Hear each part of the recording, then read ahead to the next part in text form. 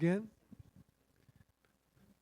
All right, welcome again to all of you who have made here this evening. We have a beautiful program prepared for you, and I'm sure you all enjoy the presentations and the information that you're going to get. You are most welcome. We are happy to have you here. We're going to be a program for the next few nights. And each night will be a different topic, each night will be a different subject, and there'll be opportunity for questions and answers as well. We have a wonderful team of presenters. I'm going to be introducing them in a few minutes. And well, those of you who got the little invitation, the topics are on the back. Like this evening, Dr. Enbrake is going to talk about preparing for transformation. Tomorrow night, lovify your life. And you have an invitation. We're going to get to that point in a few minutes, as I introduce the speakers. And I'd really like to say that we are very happy to have you here. We're very happy to have you here. And as you came in, you received a little sheet with the information. That's a registration. What's the purpose of this registration? Because we want, with your permission, of course, to follow up, for future events like these, or if you have any question or topics that you'd like for us to expand, not only during this time, but in the future as well. And you feel free to fill this as you feel comfortable. There is no obligation, but it will help us so that we can serve you better in the near future, not only this evening. So one of the things that we're interested to know, how did you hear about this event?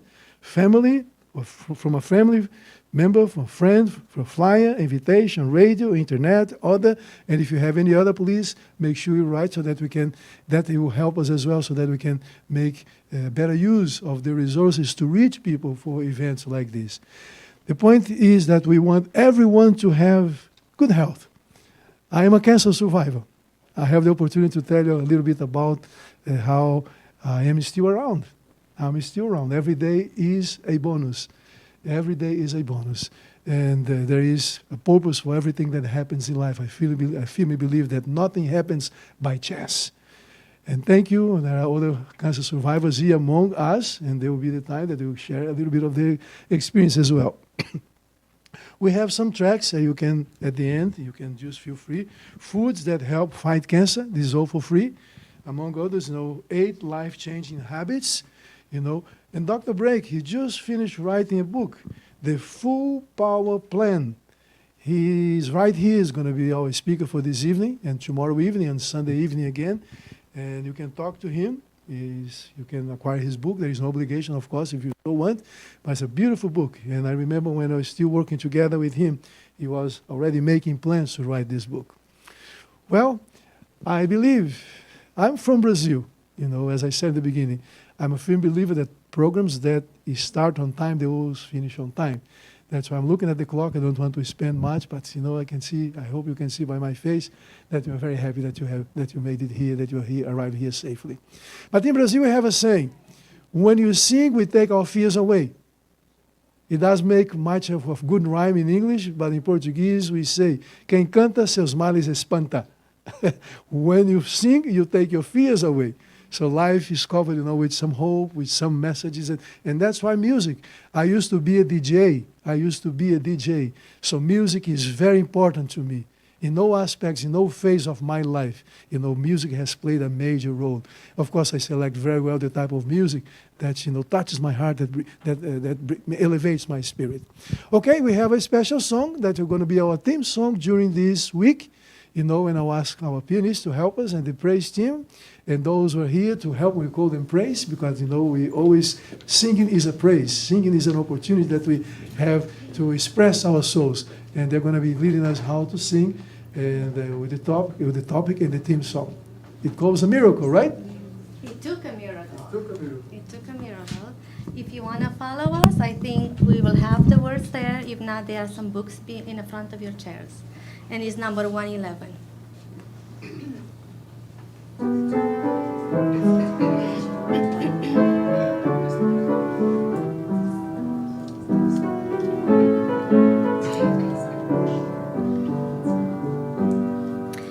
My Father is omnipotent, and that you can deny.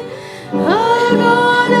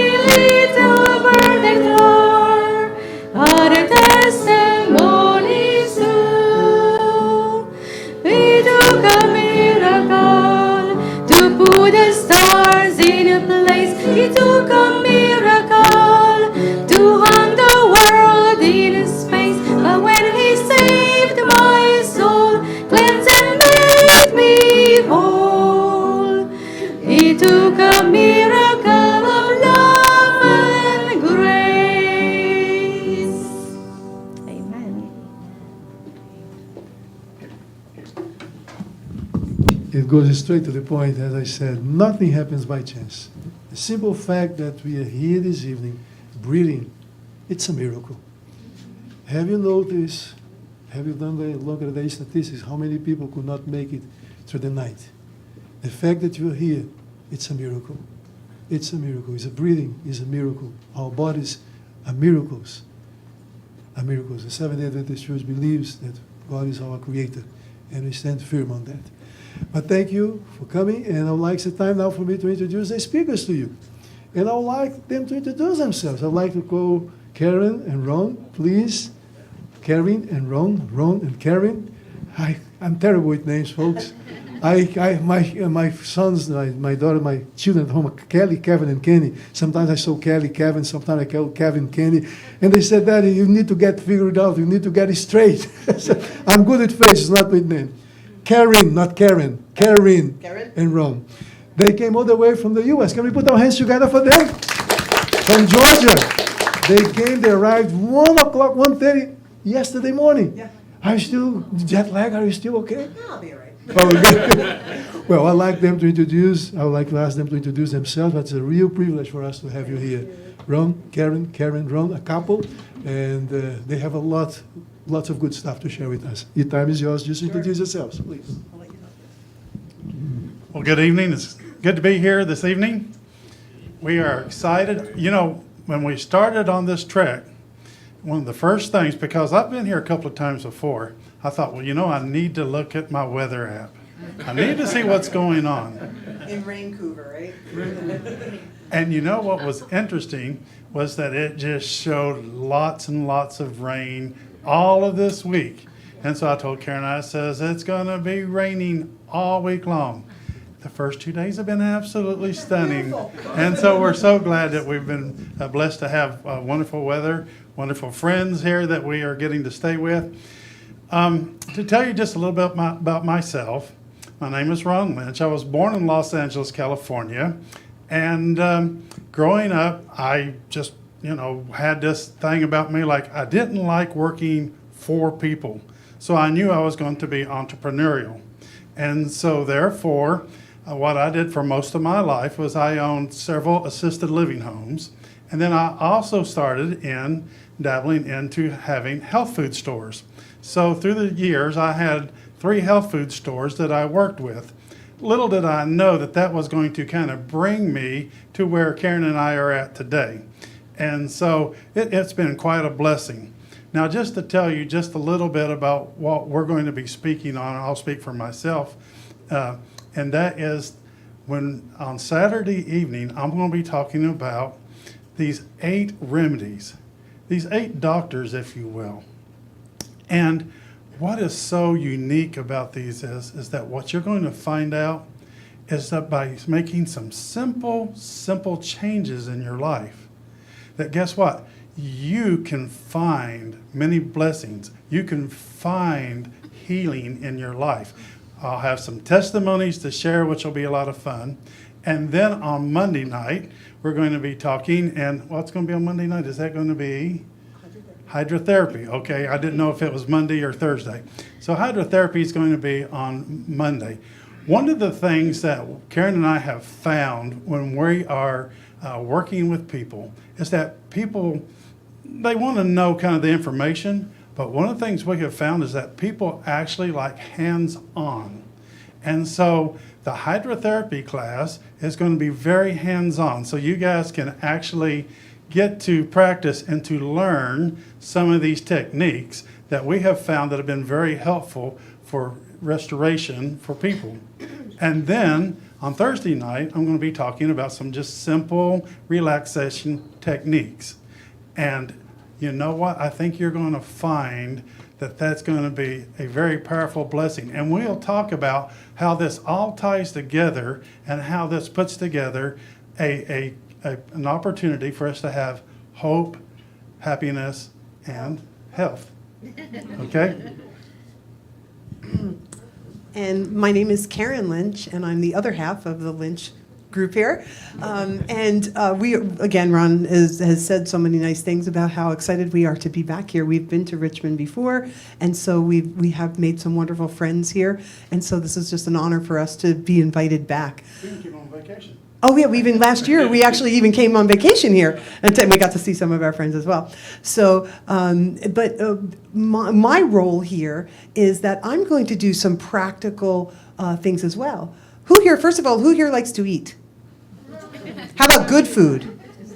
How about making healthy food good? Well, there you go.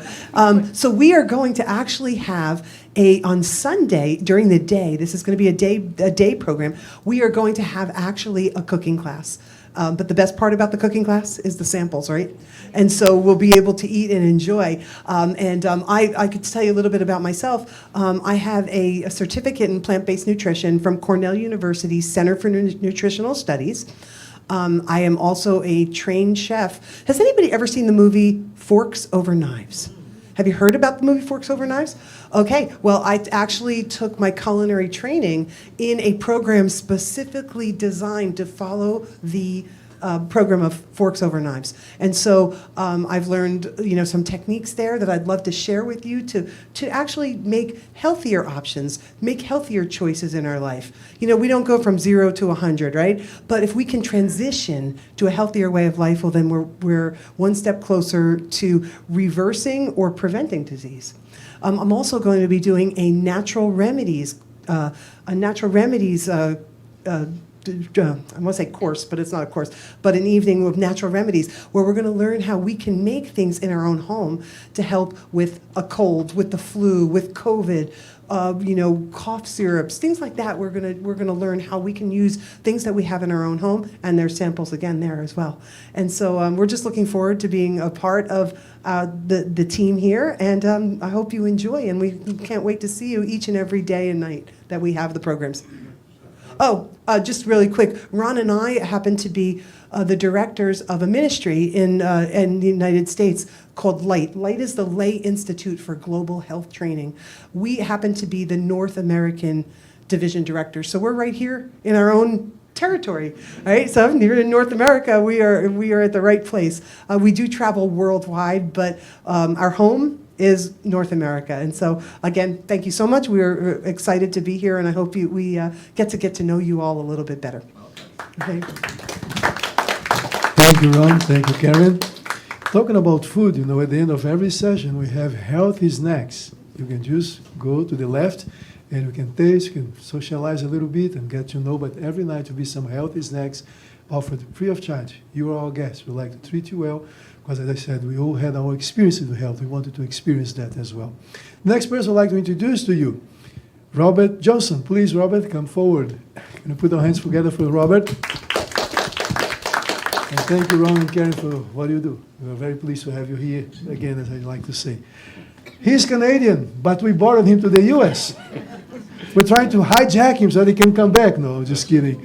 He has a wonderful experience. He's a great speaker as well, like Ron and Karen, and you'll be blessed by the presentations that Robert's going to give to us. Robert, introduce yourself a little bit better than I can say. You can say better about yourself in a good way. All right. I'm going to introduce myself through a video, and then I will say something if I need to say anything very brief. And so thank you for your time. We'll do it that way instead.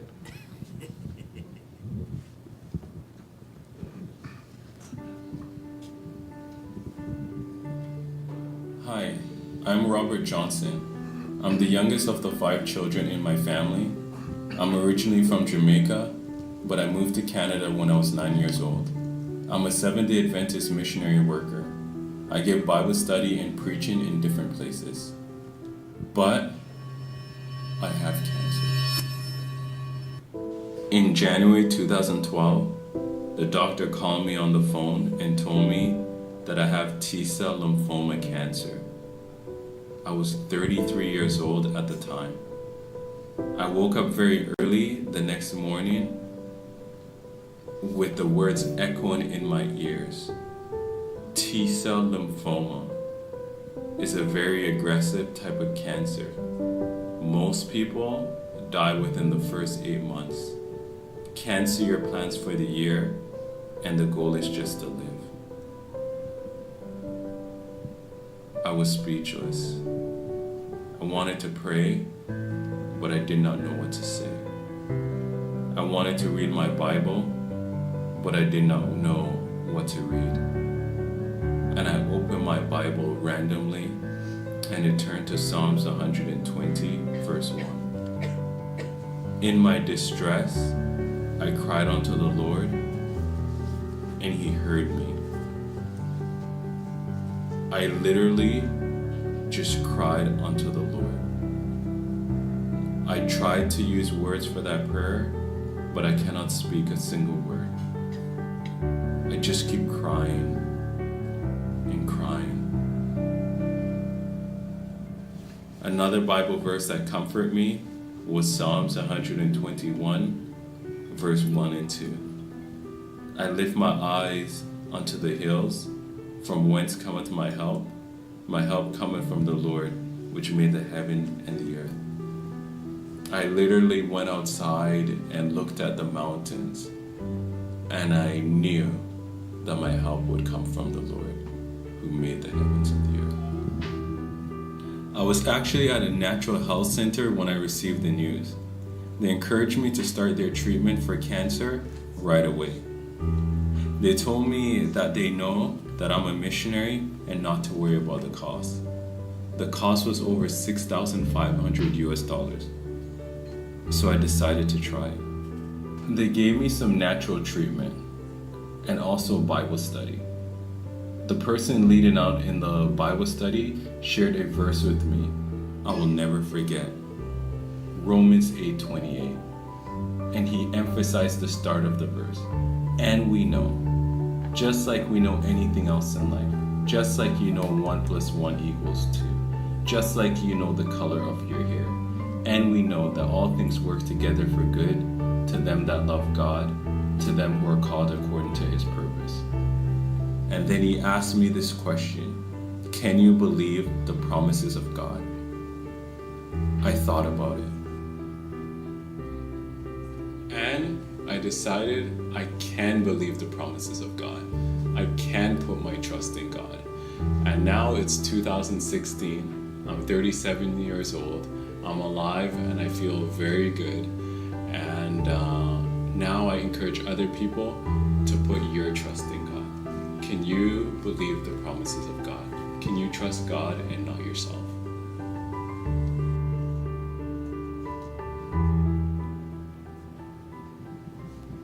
So praise God. Praise God. I'm still alive 13 years later, and I'm going to share some of the physical things that I did to get well with 2 of the health nuggets, and I'll also share some of the emotional and spiritual things that helped me. So when we cover Mind Cure, that's going to get into some of that details. Vitamin G, you're going to find out what that is and how that helped, as well as how to be an overcomer, helping daily living, and upward bound. And so those are the things that I will be covered. And so I'm still praising God for good health and the journey He's brought me on. And I pray that through that journey, what I share, what I've learned in that could be a blessing to you also. Thank you, Robert. I forgot it's from Jamaica. I'm on. Yeah. I have worked with Jamaicans all over the place. As a pastor, I'm a pastor for the Seventh-day Adventist Church for 40 years. And I worked in 7 countries, 5 different continents, and I tell you, people are the same everywhere. People are the same everywhere. The needs are the same. The needs are the same everywhere. Now, thank you, Robert. And your testimony was powerful. It's still powerful. You're still alive. It's a testimony. I'd like to introduce my dear friend as well, Dr. Ernest Brake. Please come forward, Dr. Ernest. Put our hands together.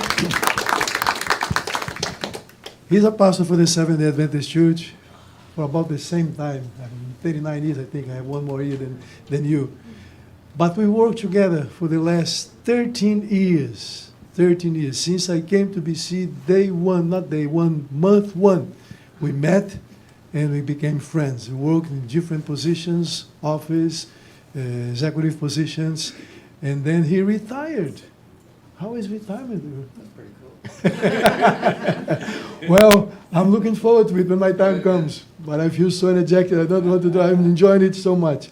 And by the way, you have your book. You just finished your book. You can tell us a little bit about of your book. And those who want to acquire it, no obligation, not make any publicity of this, but you can sign for them, can't you? Beautiful. Well, Dr. Brake, I would like you to introduce yourself, and then immediately after your introduction, you carry on with the presentation that you have today, transformational, right? Yes, you got it. Thank you so much.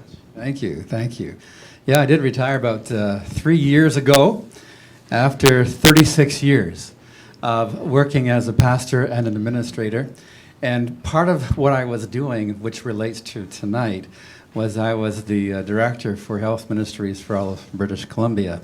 It was my privilege for 8 years to work with health professionals, doctors and nurses, and others in training communities all over BC. And I found the things that we could do and bring health and happiness and hope, body, mind, and spirit, was so inspiring. And one day I thought, it was about 5 years ago maybe, I thought, you know what, I need to do more of this. And so I did retire after it worked out. And so I'm doing what I'm doing right now. I'm currently taking a PhD in lifestyle medicine. How many of you have heard of lifestyle medicine? Raise your hands. You've heard that term. That's a term you need to get to know, if you don't know it already. Lifestyle medicine is a section, it's a subset of overall medicine, which is the fastest growing subsection of medicine in the world today.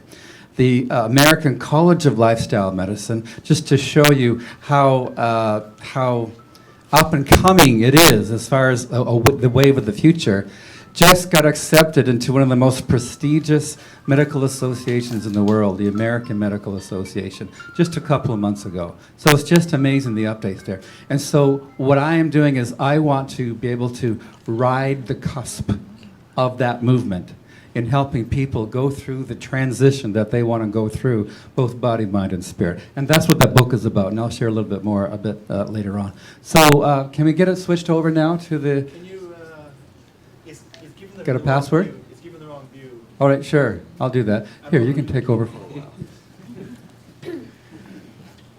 And has a learning mind. Even after he's retired, he embarked on a PhD degree. Can you believe that? And he's a joy to work with Dr. Brake. And every time I call him, I say, I need a break, man. Give me a break. Actually, I like to play. There you go. I like to play with names because I have another friend. His name is Ken Naidu. He's from South Africa. And every time I call him, I say, what, man, what can I do? What can I do? So just to break the ice, while he's just sorting the technical little situation there. I'd like to welcome those who came while we had started. We'll be here every night, 7 p.m. to 8:30 p.m. the latest. We have health snacks at the end, right there to your left as you leave, as you exit. Thank you for filling this registration form for those who came after I mentioned that. The only purpose for this is to be of service to you in the future when we have similar programs like this, and we can invite you. He's not obliged to fill this. The information here will be treated strictly confidential, not to be publicized, not to do any profit or gain, anything like that. Absolutely not. We take it very seriously.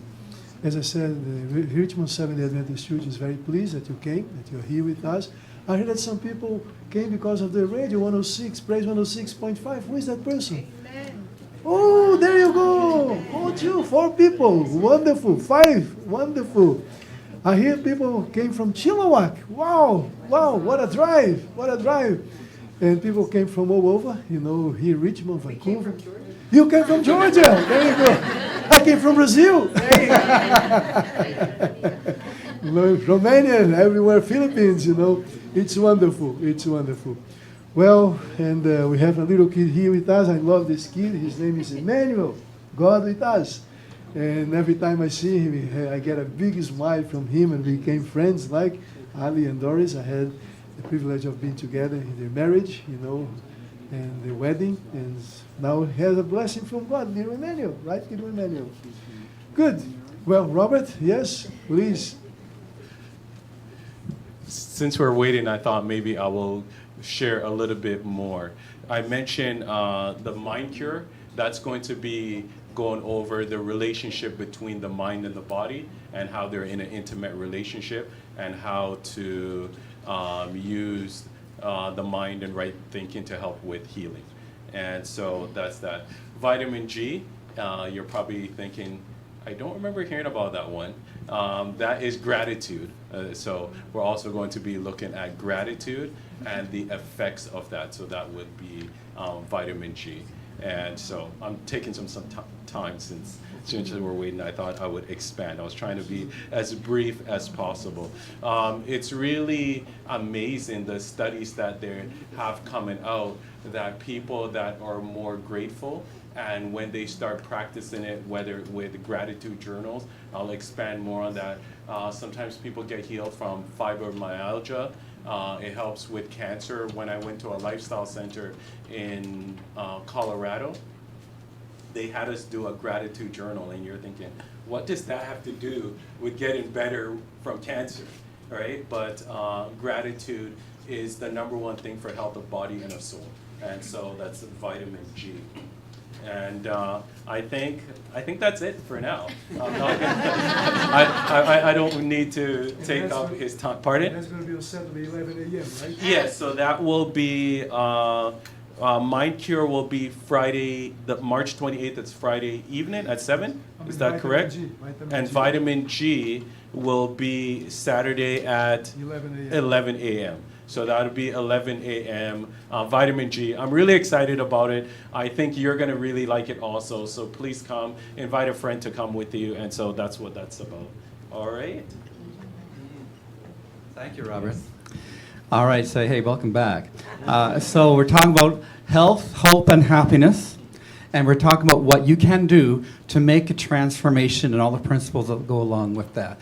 What I'll be talking about tonight, tomorrow night, and Sunday night will be coming from the book and the principles that I have for doing the program. Now, it's interesting. I've traveled a fair bit doing this. Just got back from Taiwan a couple of weeks ago, and I was in a health resort. And they served up all kinds of wonderful food, Aaron, over there at the health resort. Did all this over there, going around all over BC as well. And what we're noticing here is something that is not just one thing that you do. If you add it all together, it becomes a formula. And that formula is represented in the words full power. Each letter of full power represents some health principle. And Robert and Ron will be talking about a number of those principles. So when we got together, we said, what are we each going to talk about? Then we decided, I'm going to talk about the principles they're not talking about. And so tonight, tomorrow, and Sunday, I'll be adding some stuff to what they're going to be saying. And then you walk away with the full package. All right, so that's what we want. Let's start with this story about a lady named Frances. Frances was 65 years old. She lived in Florida. She had high blood pressure. It turned out into atherosclerosis, and then it turned into heart disease. She had a number, maybe 3 or 4 bypass operations. A number of things happened to her. It came to the point where she couldn't even walk without pain. And the doctor said, you know what? We've done all we could. They gave her 1 year to live. And that put her into a depression, as well as her family. And so in that 1 year, she said, what am I going to do? What am I going to do? I don't want to die. I'm 65 years old. I have children. I have grandchildren. I need to do something so that I do not die. Now, she's just one of hundreds of millions of people in the world who have one of these top diseases that are killing people. I'm not going to read them all, but hypertension, high cholesterol, arthritis, heart disease, diabetes, chronic kidney disease, heart failure, depression, Alzheimer's, and chronic obstructive pulmonary disease with the COPD, and a number of others. But these are the top ones. Look at the very top. It says 10 common chronic conditions for adults 65 years and over. And if we're under 65 years and under 65 years, then many of us are on our way to getting some of this stuff right now. As a matter of fact, some of us here have probably cancer or diabetes that we don't even know about. And so we want to do all we can to prevent and make ourselves strong. So Frances was one of these people. And so here is a little girl, a young girl, name is Allison. And Allison is feeling depressed. Now, I don't know if it's clinical depression or not, but listen to what the World Health Organization says. Depression is a leading cause of disability worldwide. So it's not just physical, it's also mental as well. But interestingly enough, when we put all the principles together, we help the mental and we help the physical as well. It's all one big package. And so Frances herself, however, she happened to be watching, or someone in her family was watching, a show called 60 Minutes. In that show, they're talking about a man named Nathan Pritikin. Nathan Pritikin had a longevity center, which happened to be in California, right next door to where Ron lived. I have no idea, but probably close. Close to, you know about it, right? And so she went there, but she had to go in a wheelchair. She couldn't walk, remember? And her family in Florida found a way to fly her over to the Nathan Pritikin Longevity Center in California, and it cost a lot of money. Can you imagine going there for 3 weeks? How much money that would cost? That looks pretty nice, doesn't it? So they went there. Now, interestingly enough, while she was there, they fed her a high-octane fuel, recognizing that her body was an organic machine, more precise than a Ferrari or a Lamborghini. And because of that, you don't put junk into your best car, right? You put high-octane fuel, and that's what they did. They gave her the best kind of food, which was whole foods, plant-based foods. Isn't that right, young man? See, he agrees. Whole foods, plant-based. That meant that she ate a lot of apples and carrots and beans and greens and legumes, and that's all they fed her. If you could get it from a tree, a bush, or a garden, that's what they fed her for 21 days. Plus, remember, she couldn't hardly even walk, but they got her up walking just a little bit, every day, actually twice a day after the 2 meals in the day. On day number 21, day 21, she was walking 10 miles a day. 10 miles a day. She tossed her wheelchair. She flew back home, and she defied the doctors, and she lived 35 more years. She had a number of grandchildren. One of those grandchildren was named Michael. He's 10 years old. He was just depressed thinking about his grandmother. Like that. And so his grandmother, when she kind of, that's not really her there, but kind of like it was her, she like ran out of that place. And then he was so inspired by what happened to his grandmother that he got into medicine, the same kind of medicine that he didn't use the word cure, but it sure felt like it. His grandmother. Now, I don't know if you happen to know a particular man. I'm going to tell you about that man in a bit, but do you realize that someone at 70 years old can look like that? Here is a lady at 83 years old doing whatever she's doing there. What's that called anyway? I don't know what it's called. But it can happen, right? So these things are possible. Well, you know why? You need to be thinking of it this way. Think of the cause and effect, the science of cause and effect.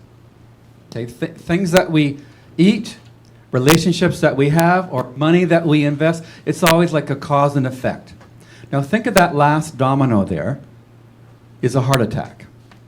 That is the effect of a cause that came before it. But what caused that cause? And then what caused that cause? What we'll be doing this week is dealing with the root causes. That's what we'll be dealing with, the root causes. We're not going to be dealing with pharmaceuticals. We're not going to be talking about what drugs to take. I'm glad they're there when we need them. But we're going to try and make it so that you don't need them, especially if you're younger. And if you are older and already are using them, some people, a lot of people, actually go less and less on the drug medications that they need. I've seen it happen before my very own eyes. I'll tell a story, several stories later on. But our idea is that we need to be able to think of cause and effect in our bodies as well. So what we want to do is just cut the cause and effect, and then make it go off in a different direction. Because sometimes when we change our habits, when we think of the habits that make us grow stronger, sometimes one or two habits have an effect on a number of different things in our lives. And so sometimes making that cut, changing our habits can affect so much more. Well, I talked about that little boy, 10-year-old boy, his name is Michael. He grew up to be Dr. Michael Greger. How many of you here have heard of Dr. Michael Greger? Raise your hands. How many of you here heard these books? How Not to Die? Raise your hands. All right, you gotta get them. These are huge books. If you can't read the book, you can at least use it as a doorstop. It's that big. He's actually written 3 books, How Not to Die, How Not to Diet, and How Not to Age. Each of those books are really thick, and they have almost 5,000 scientific references in each book. I have never seen a scientific book with so many scientific backups as his books, Dr. Michael Greger. I'd recommend his website, nutritionfacts.org.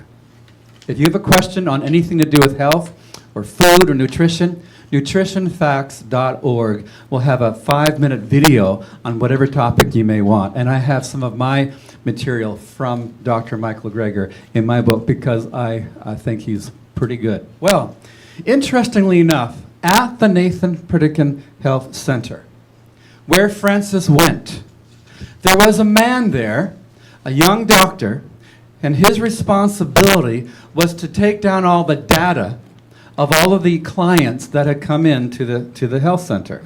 That man's name was Dr. Hans Deal. And Dr. Hans Deal was so inspired by seeing what happened to Francis and all the other people at the Nathan Pritikin Longevity Center that he said, I need to take this show on the road. That is so expensive for people to come here for 3 weeks. I need to make it cheaper, but I still need to get the message out. And so he produced something called the CHIP program. How many of you heard of the CHIP program? A few of you have. That's great. It's no longer running anymore unless you belong to a medical association and you have insurance and all that kind of stuff. And so I was actually talking to Hans Deal just about a year ago about the Full Power program. He says, Dr. Ehrenbrake, you got to do this. And I said, thank you, Dr. Hans Deal, I think I will. And so he produced the Coronary Health Improvement Project. Coronary Health Improvement Project, you look at the first letters, stands for CHIP. Now here's the fascinating thing that he found, and that other doctors have said the same thing. Dr. Michael Greger, Dr. Caldwell Esselstyn, Dr. T. Colin Campbell, some of these sources that I've used as well, they all say the same thing. The underlying mechanism that helps you prevent, and in many cases reverse diabetes, helps you prevent, and in many cases reverse heart disease. That mechanism that does that also helps to prevent and reverse a number of cancers and other chronic diseases as well. So when they found that out with the participants in the CHIP program, which groups put on all over the world, and that's what Dr. Hans Deal wanted to do, is he trained people who could do it all over the world and just show videos of him speaking and stuff like that. It really worked well when he did that. He found out that what worked to reduce heart disease also worked to reduce diabetes. So they changed the name from Coronary Health Improvement Project to Comprehensive Health Improvement Program. Now, interestingly enough, my wife and I were so impressed with Dr. Hans Deal that we started to do CHIP programs. And we started at Mission and Maple Ridge, for those of you who know the area around here. And so one of the guys who came to some of these programs, like Bob, had multiple bypasses. He was on 20 pills a day. He was given only months to live, and so many of these stories is like doctors did all you could, and they were given a year to live or months to live. A lot of stories like that. And then they live on for 10 years. Just like Robert. Robert, where are you? There you are. Robert, that was 2011? 12. Yeah, over 15 years. And now it's 2025. Amen. You look alive to me. Yes. Good for you. I wish I could be here to hear your story. That sounds really inspiring. And so here's another guy who was older than Robert, but yet he was only given so much time to live. So then he tried all these principles that we'll be sharing with you over the next few days. And then he gave up many of his pills, became strong, confident, took up cycling, was able to cycle halfway across Canada. Here's a guy who was given a year to live. And he's now able to get on a bike and cycle halfway across Canada because of these principles. There's another one, I'm not going to get into that one. Well, this is the guy who I know. He happens to live in Maple Ridge. And I used to live in Maple Ridge as well for a few years. And he shows up at one of our programs. Now, does he look like a happy man to you? All right, that's you know, you say, hey, how you doing? He say, you're in my face. That's the kind of guy he is. I'm sure that when he was born, he slapped the doctor for the inconvenience. That's the kind of guy he was. And so when he came to our program, I'd be talking, and he'd interrupt, and he'd say some rude remarks and stuff like that. But people, the organizers of the program in Maple Ridge, they just loved him. They just kept on helping him out, 28 days later. Now, here's what happened with him. His name is, I'll call him Fred. Fred was another one of those guys who was given about a year to live. He was another one of those guys who had had 3 or 4 heart bypasses, and he said to us on the opening day, and no wonder he was mad at the world, he couldn't walk across his kitchen without going, that's what it was like. You see, he could not walk just across his kitchen. He just ran out of breath. He was so ornery that he had to, he was let go of his job. He was in his 60s, maybe 62, something like that. He came to our program. He told us that he had to put away his bicycle he used to ride, loved riding, but he couldn't ride anymore. He was on 23 pills a day, and he came to our program, and we had a graduation that thing. We had a banquet of Whole Foods plant-based, and we gave the reports because we took his blood before, we checked his triglycerides, his blood pressure, his blood sugar, and all that kind of stuff, and cholesterol, and then we measured it all at the end as well. So we actually did blood work on these people in our programs. And this guy here was our star student. And he announced that he was down to 4 pills a day from 23 pills a day in just 1 month. Can you imagine this? Not only that, but he took his bicycle out of his basement and he started riding his bike. And at the time he reported to us on the graduation banquet, Fred was riding from Maple Ridge to Mission and back. How many of you know how far that is?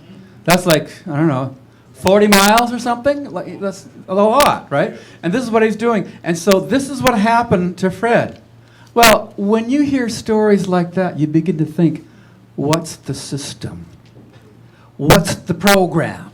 What is it that made him go from point A to point B? Well, that's the stuff we're going to talk to you about. Now, this here, now I call it the Full Power Workshop because that's the program that I have, but basically it's the same principles that you're going to be hearing from the other speakers as well, just different sections of it. So imagine that you kind of feel like this. You're a jalopy. You're leaking all over the place. Your brakes don't work. You need some body work. I drove my jalopy to the parking lot. I let you have it for $19.95. Now, imagine that your body is kind of like that. But then you take a month, 28 days, and you go into the workshop. And you eat the right things, and you do the exercise, and you do all the principles that you're going to be hearing about. Now, watch what happens. Watch what happens after you have this put into place. Woo! There's a Ferrari. $1.2 million. I looked it up. That is what a Ferrari costs. Depends what kind you get. So can you imagine going from that to that? Now, in a sense, that's what Fred felt like. That's what happened to him. That's what happened to him. He said he felt like a Ferrari. Now, I'd like you to know that there's no one silver bullet. Can you imagine this is you right here, this is me, this is us. And we say, okay, we heard about something on the radio. Get your vitamin C or something like that, right? Or you read a book and it's like, that's it. That's the magic silver bullet that I need. And so you do it, and it does really improve your life by about 10% or so. There you go. You know, but you know what? What if you found out there's something more than just one thing, and you put it all together? Now, it's not a silver bullet, it's a golden formula. And so now imagine that here we are there, and you add on all the principles together. And then you see how much you can improve. Now, that's what happened to Fred. That's what happened to Francis. And that's what happened to probably tens of thousands of other people, and maybe even up to 1 million or so, who actually catch on to lifestyle medicine. Whole foods, plant-based kind of medicine. That's what it's like. Now, in my program, I call it Full Power, and each of those letters represent something. We can talk about that later. I won't, I won't get into it too much, but I'll be talking about the first one that you see there. So all of these things here, I'll be talking about Livify Your Life as well, and then I'll talk about Omit What Is Harmful as well on Sunday night. So these are what they are. Now, when Ron talks about, I think, New Start, right? He'll be talking about the POWER, but he'll have other ways to entitle it. But it's the same principles. I'll be talking about the F and the L and the O. There's what I'll be talking about. And so you put all that together, this constitutes the principles so you can have a life of full power. That's what we want to do, okay? So I'm going to put all that together. Now, I'm going to start with the first principle. Something that most programs don't usually have. I've looked at a number of them.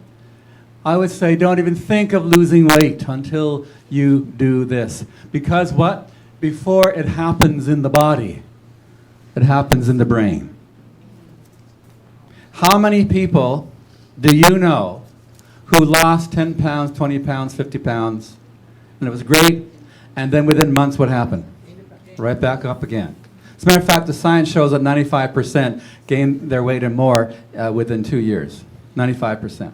And so what's going on? How can we make sure that whatever changes we want to do for that transformation we want can stick?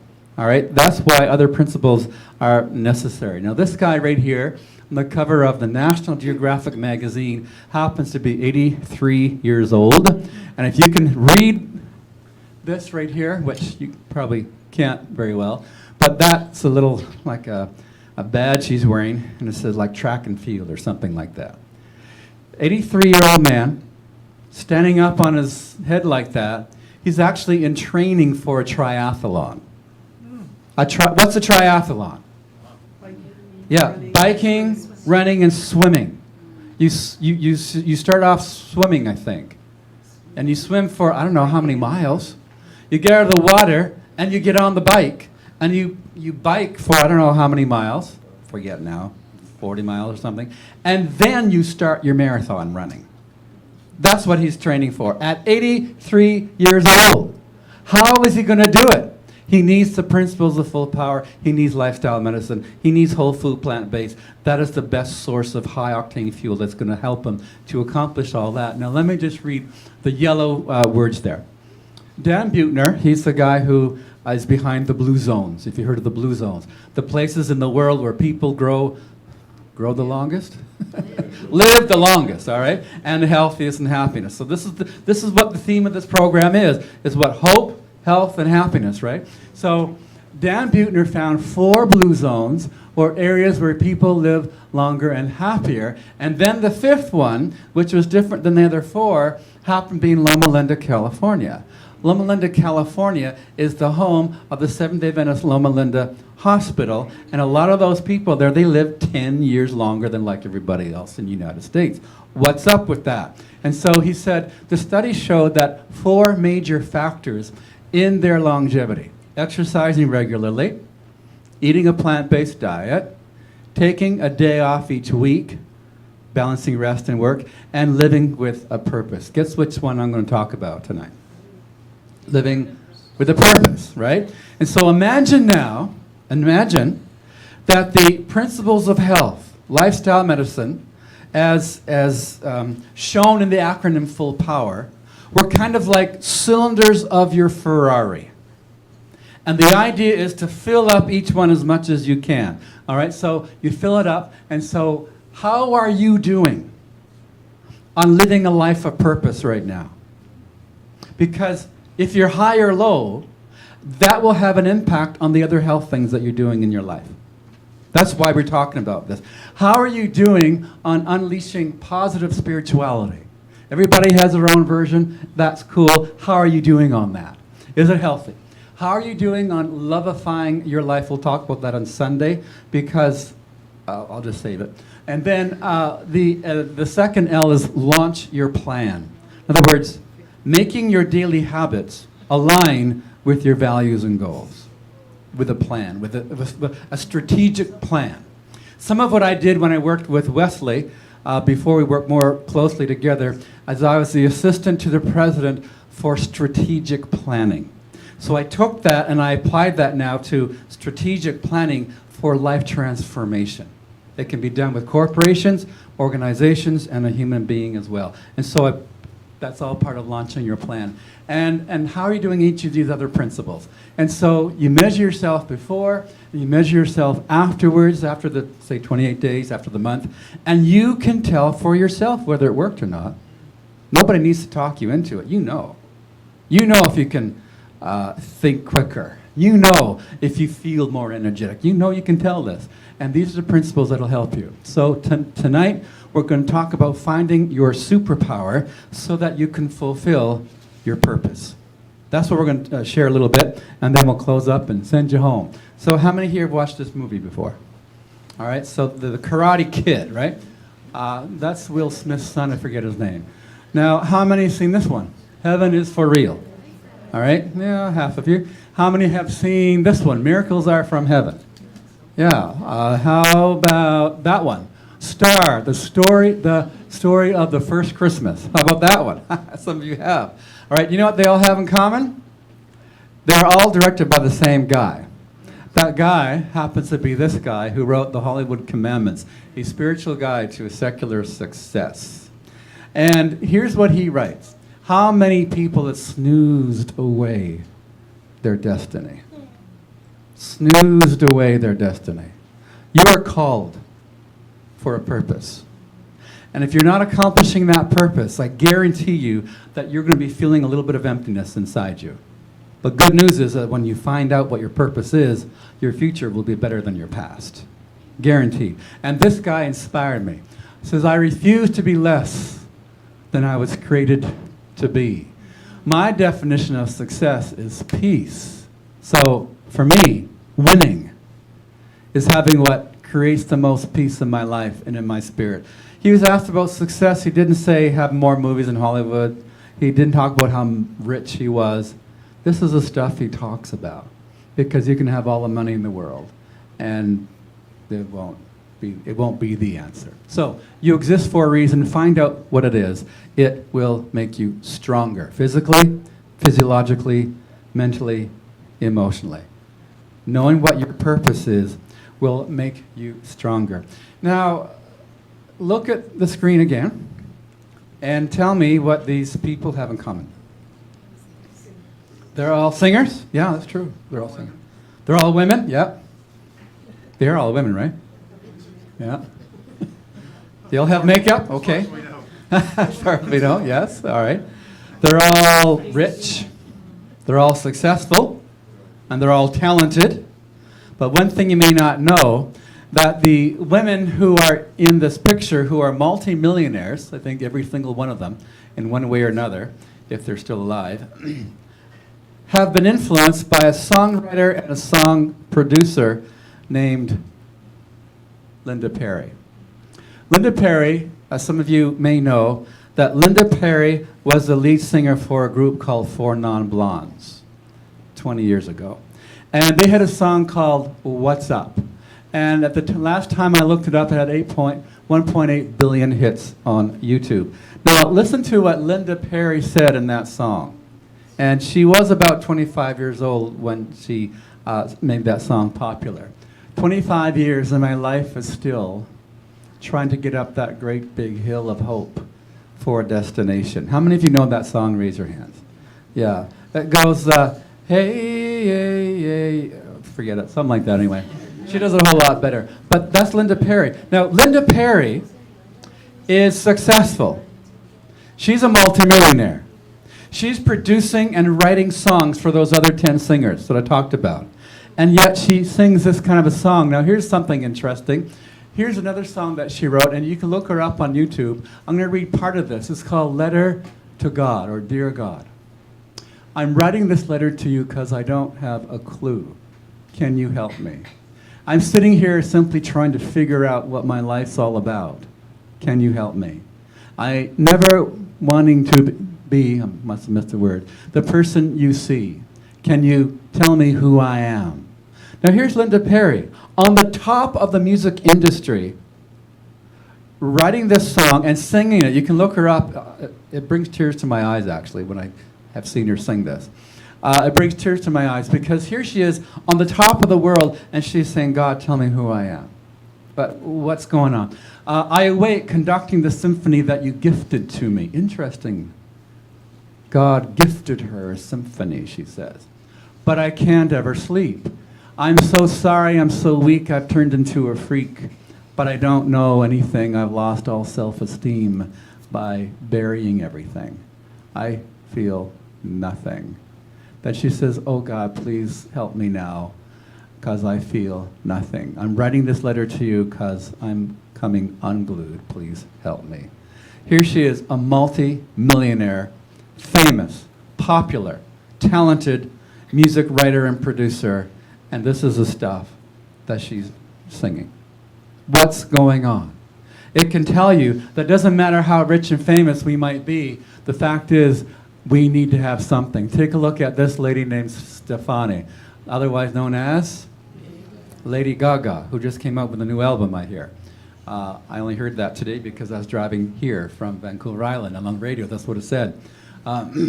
She writes a song from the movie called The Star is Born. This just a few years ago. Tell me something, girl. Are you happy in this modern world? Or do you need more? Is there something else you're searching for? Tell me something, boy. Aren't you tired of trying to fill that void? Or do you need more? This feeling of lostness, of emptiness, drives so many behaviors in the world today and takes away from the motivation to be healthy. Because when we don't have the motivation to be healthy, we end up finding, well, according to the title of another song, finding love in all the wrong places, and et cetera, as well as other things. Go back even further in time. You have Bono of U2 saying, I still haven't found what I'm looking for. Go back into the 70s, even Neil Diamond was singing, I'm lost, and I can't even say why. And so it's kind of in pop culture. And these songs have been made famous by people who identify with these songs. You probably know people who kind of have that feeling. What can we do to go from here to there? That's the question. What can we do? And part of it is knowing your purpose. Knowing why you exist. Why are you here? Wasn't it Mark Twain who said there's two most important days in your life? The first one is, and the second one, now the first one is, what is it?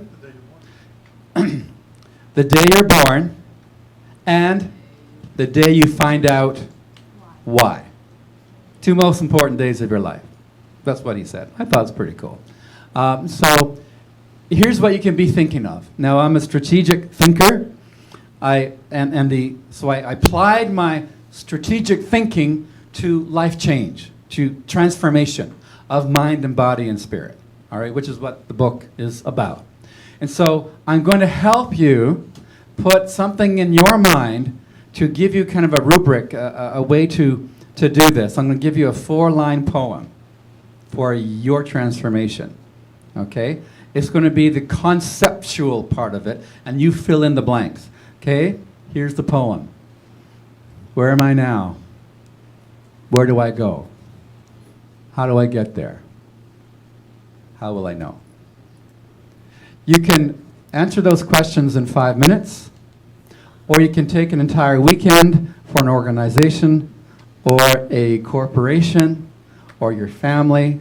It could take a weekend, or it can take a month, or it can take 5 minutes. But that are the 4 main questions. When you read books, when you do seminars on changing anything at all, it all boils down to these 4 questions right here. So we're going to apply them to our lives here. Now, maybe I can put it this way. Where am I now? That's understanding yourself, your circumstances, your resources, your flaws, your weaknesses, your blind spots, your self-sabotaging behaviors. That's when you say, I know I shouldn't, but. Okay, that right there. Self-sabotaging behaviors. Where do I go? That's the second line. That's your vision. That's the Ferrari. That's the you that you want to be. Okay?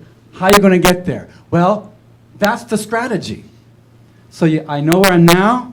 Here's an assessment. My blood work is saying this. My cholesterol is this much. My weight is this much. My disease, whatever the doctor's saying. That's where I am now. But where do I want to go? What do I want to do? Okay? And then how do I get there? That's your strategy. And then how will I know? In other words, you measure something. You measure your blood work.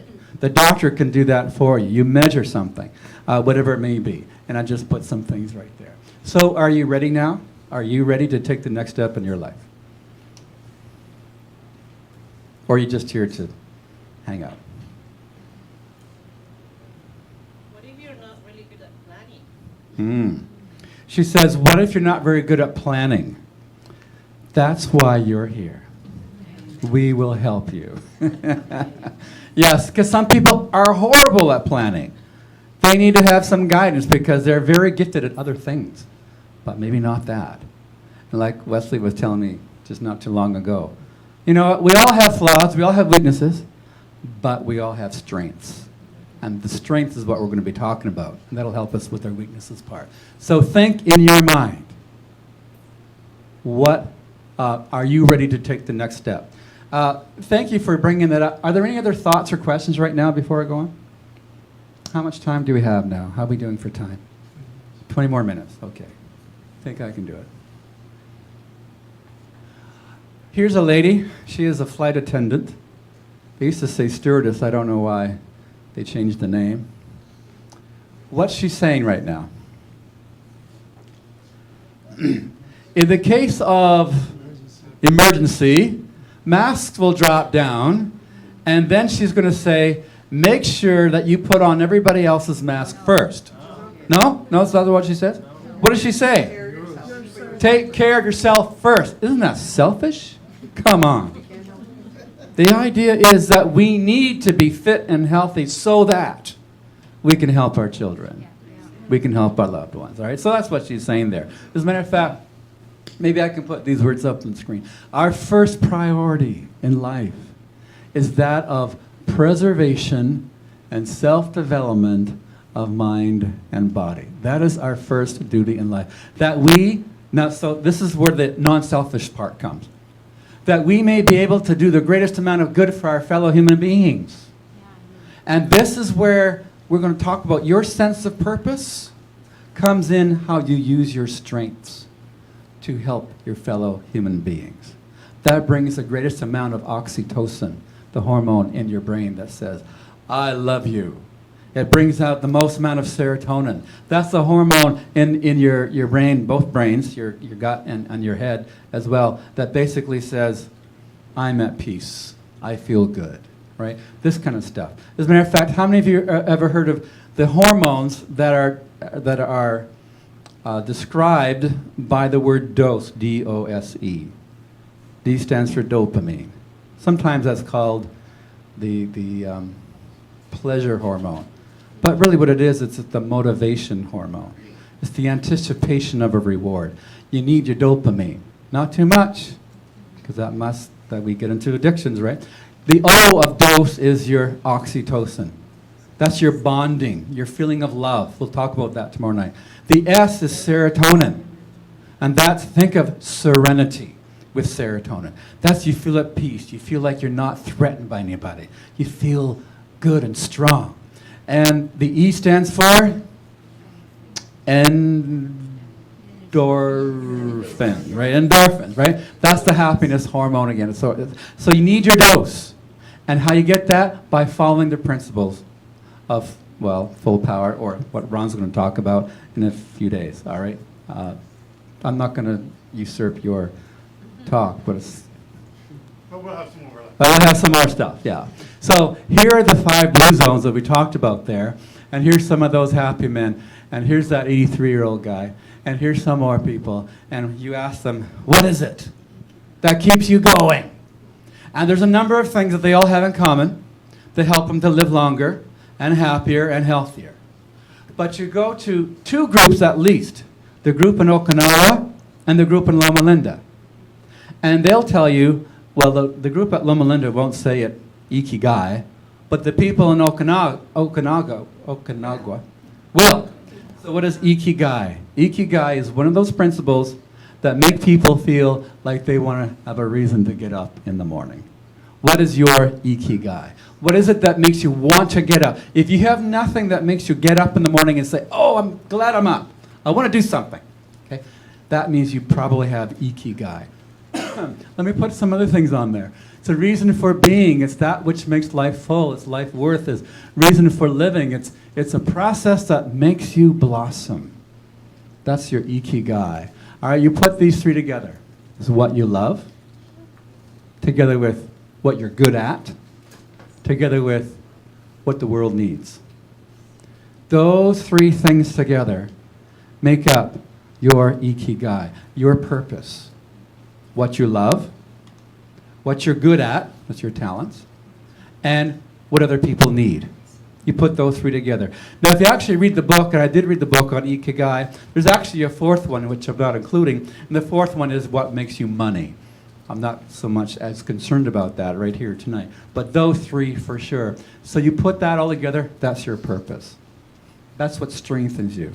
As a matter of fact, they found so many things that are good in people who have a life of purpose, who report, I think I'll read from the back screen, you can read from the other screen.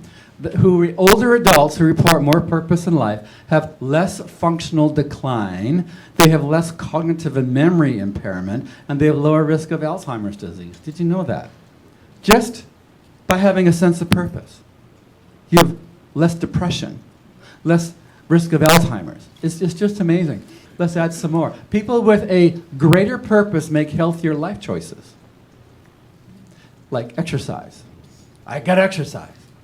And they engage in more preventative behaviors like cholesterol tests and cancer screenings, et cetera, and more things. As a matter of fact, did you know that people with a sense of purpose, I'm getting this from Dan Buettner, the Blue Zone guy from National Geographic. He said, a sense of purpose is worth up to 7 extra years of life. Can you imagine? Just having a sense of purpose. It's not even eating your peas. It's just having a sense of purpose. It really makes that big of a difference. So my question to you is, how strong is your purpose? What would you do if you knew you had a strong sense of purpose?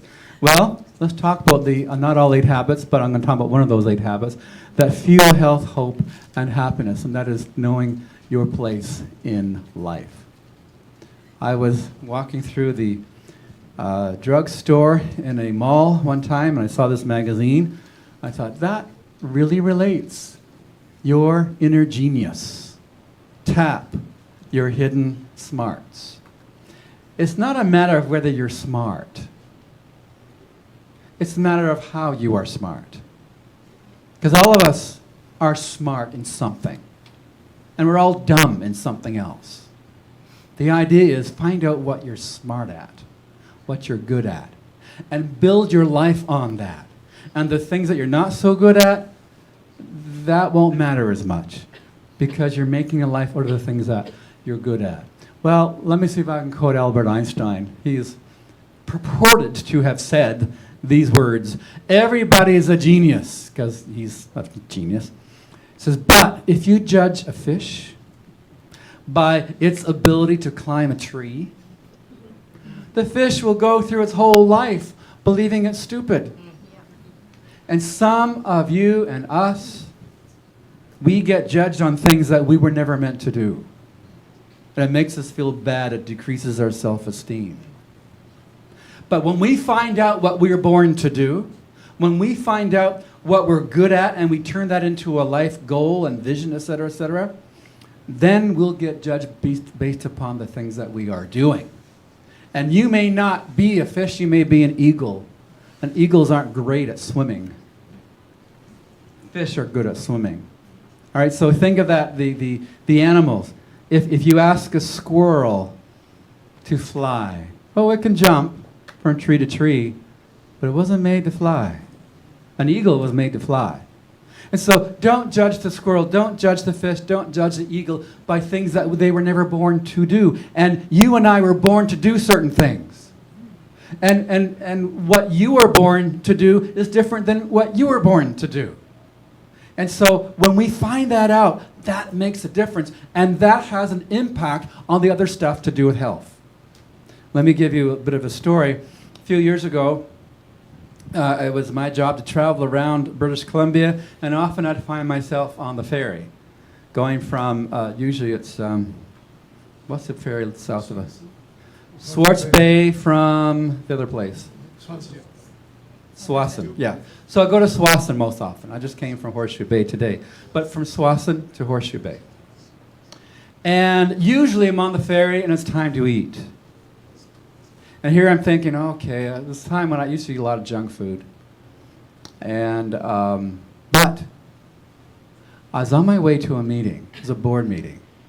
And I was asked to help people make a decision because the people on the board were split. And they were fighting each other. And I had to bring peace and a strategy to help them out. Now, knowing that was my purpose, I now wanted to eat, and I saw one of my favorite foods.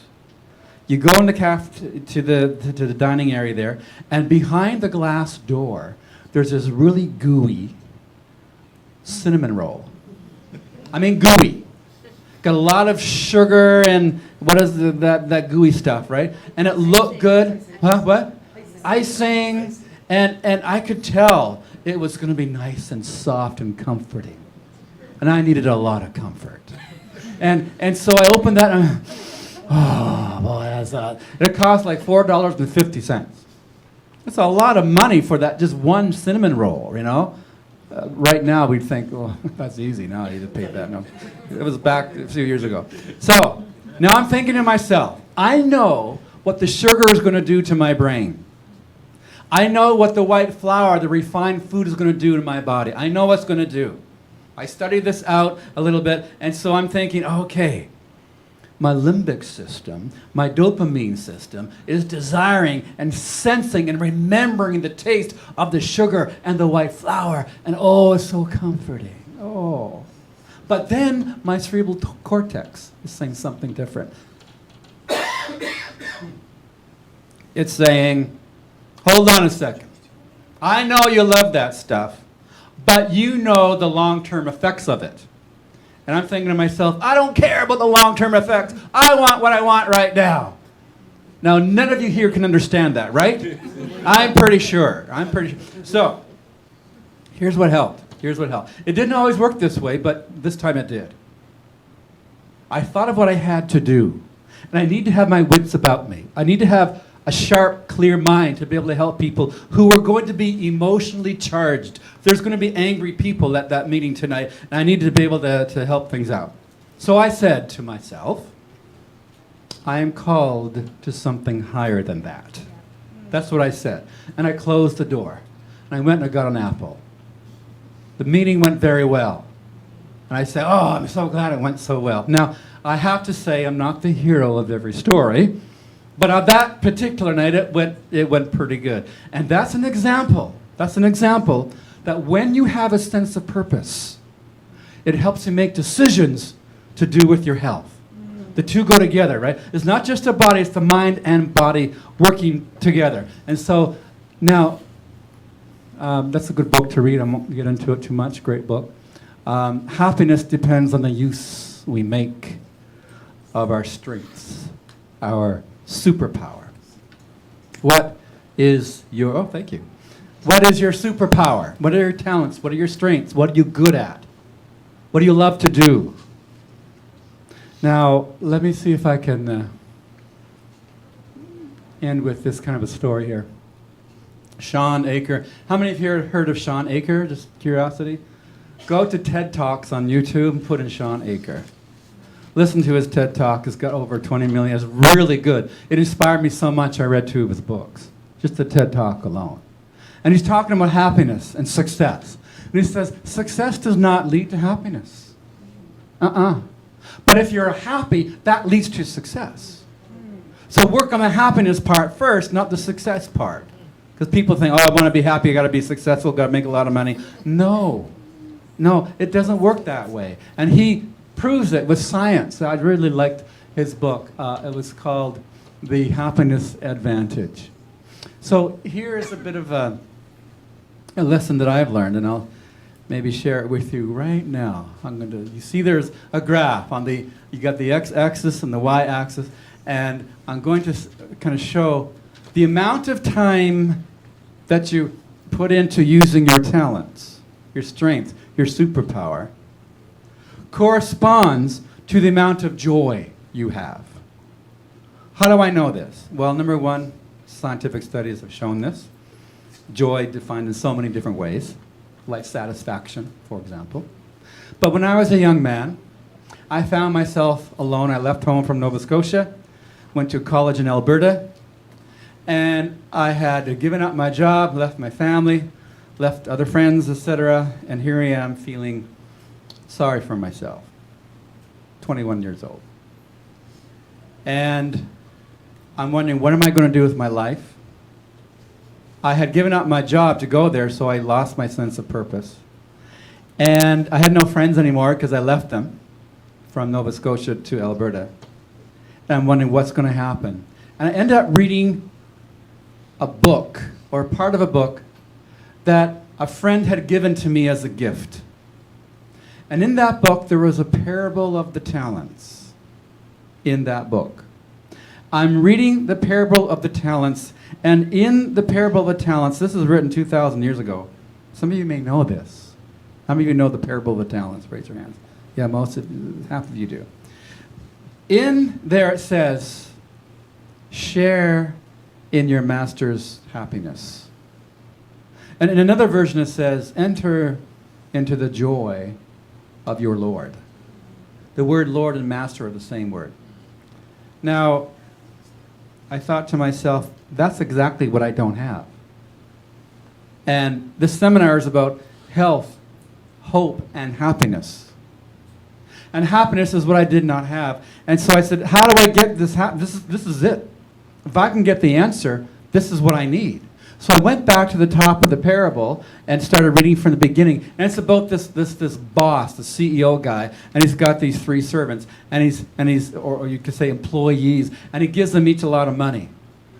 Now back in those days, 2,000 years ago, a talent was actually money.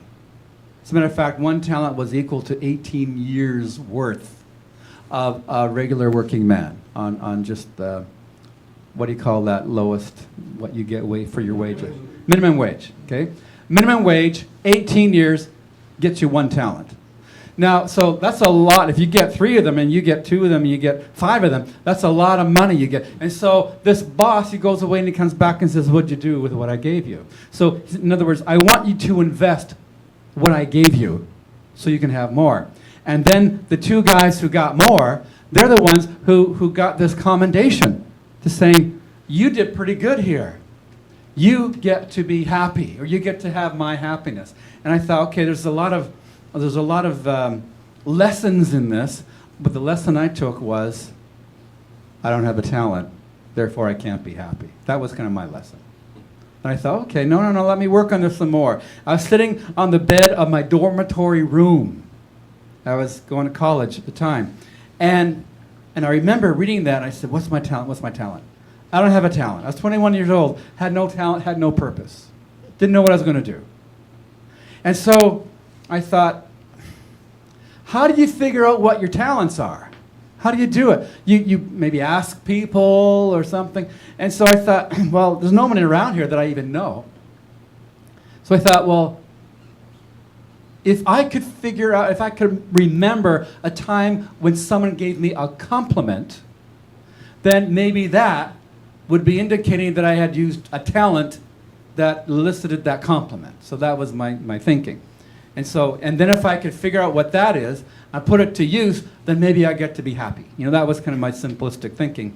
So I thought, I have to go a long ways back to figure out someone giving me a compliment. It was my mother. Mothers are so good. Mothers are so good. So, those of you who are mothers. So she remembers, I remembered her telling me one day, I was talking on the phone, I was 15 years old, and I was explaining to someone on the phone how to put together a puzzle ring. It had come from Egypt. My father went to Egypt and brought this back. He was in the Canadian Air Force. And so he gave this ring, and I gave this ring to my girlfriend at the time.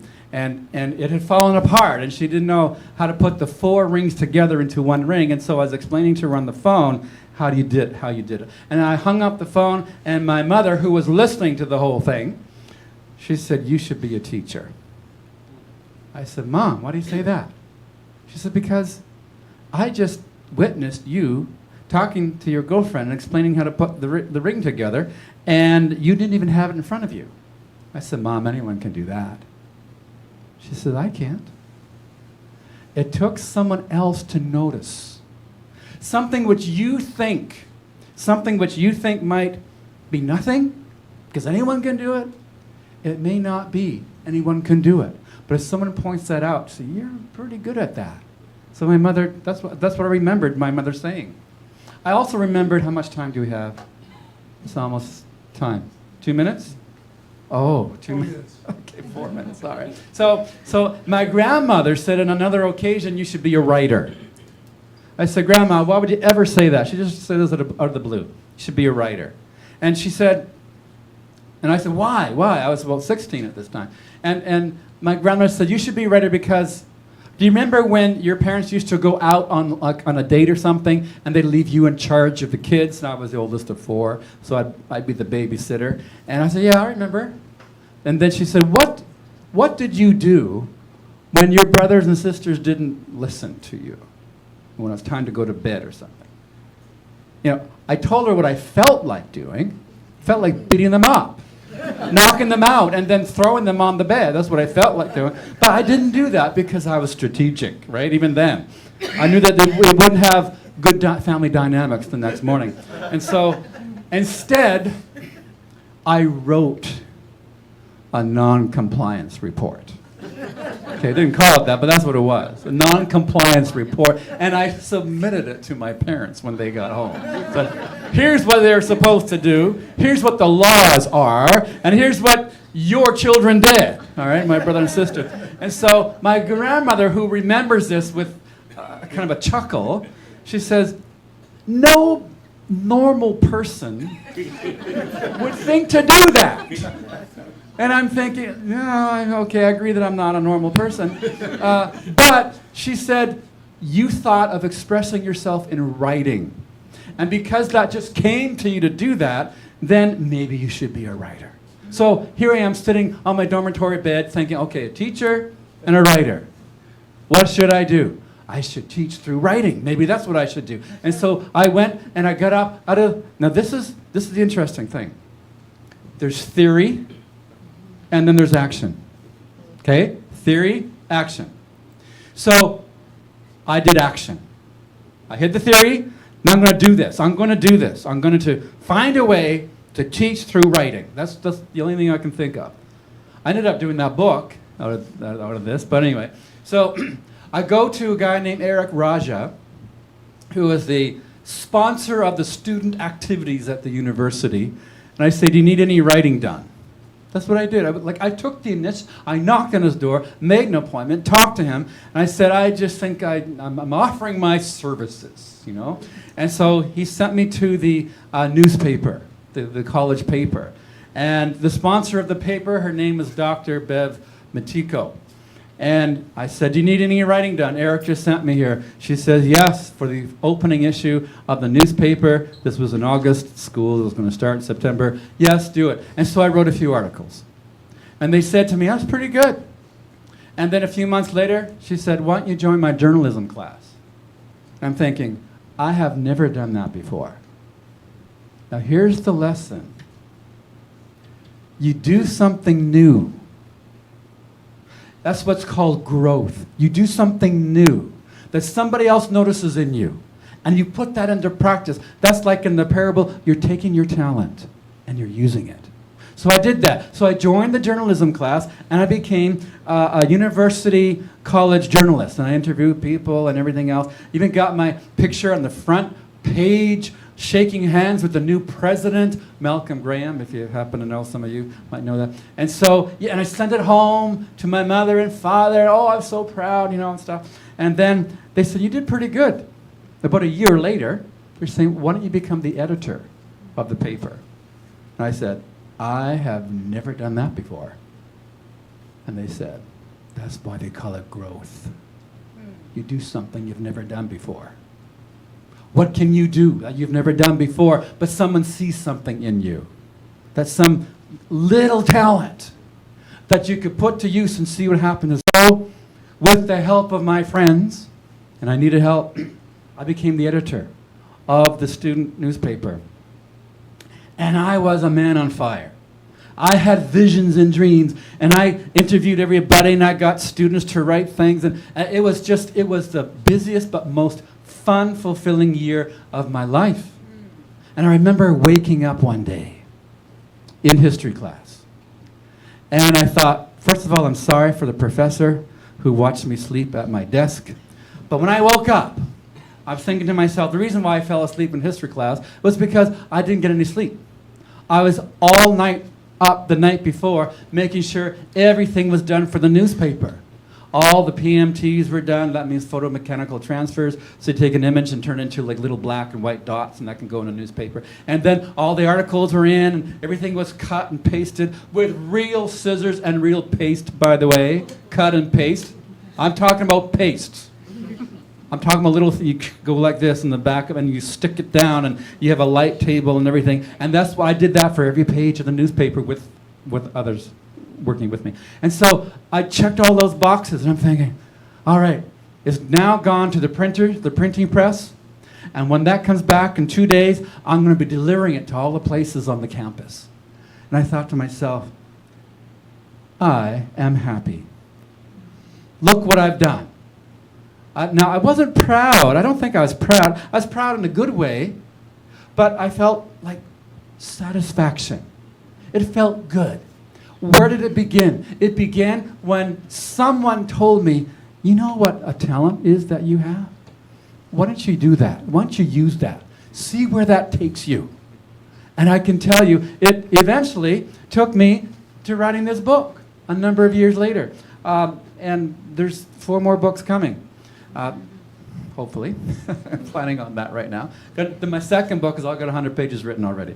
And so the point being, when you find your superpower that enables you, that empowers you to want to do all the other things that Ron and Karen and Robert are going to be talking about, because you want to be strong, you want to be fit, you want to be useful in this world. So now, watch this.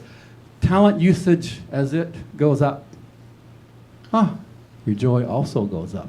But what if you use your talent even more? Well, your joy goes up even more. And depression, I'm not going to be a predictor or a doctor on this, but I'm guessing if it's not clinical depression, depression will likely go down because you are so involved in doing something for other people. And so what is your place in life? It's determined by your capabilities. So what is your superpower? What is it? Well, could you help me pass these out? I'll close with this. You can take this home. Just give me the one on top. So, yeah, I'll take both. We have enough. So, what is your superpower? The first, there's one page, something on front and back. On the front page, this is actually from the book, but I copied it out or had some help here. It says, to what degree am I living a life of purpose? And you answer the 10 questions. And then you can mark yourself out of 100. Now, the other principles of health are also in the book, and you mark yourself out of 100 for all of them, and you add it up and see how you're doing. Now, on the back, someone's going to say, and someone has said already, but what if I don't know my superpower? How can I measure this? What if I don't know my purpose? Well, then you go to the other side, and it says, how do I find my superpower and purpose? And the first sentence is, if you're not sure of your superpower or your purpose, ask yourself these questions. I'm not going to go over them, but you can go over these at home. I'm going to now read the next paragraph. Once you have a clear understanding of your superpower and purpose, you will be able to complete this sentence. I blank so people can blank. If you can fill that out. Here's an example. I fix bicycles so people can ride safely. That's my purpose. Or, number 4, I heal so people can live without pain. Or, number 6, I cook healthy meals so people can be energized. And some people might even say, I teach full power principles so people can experience optimal vitality. And so what is it for you? Because whatever it is for you, I guarantee when you find out what it is, if you don't know, it will make you strong. It'll motivate you to want to do the other things that Ron, Karen, and Robert are going to talk about. So I'm going to stop right there and let it go, and I'll turn it over to Wesley. Thank you, Wes. Can we put our hands together for Dr. Blake? Thank you. It was powerful, wasn't it? Unleashing the power that's inside of you. And tomorrow, Dr. Blake will be back here. And we'll continue at 7 o'clock tomorrow. Tonight was preparing for transformation, why you need to find your superpower. Tomorrow, guess what the topic is? Lovify your life. Lovify your life. Well, those of you who be interested in looking at talking to him about his book, you're most welcome. So there's no obligation.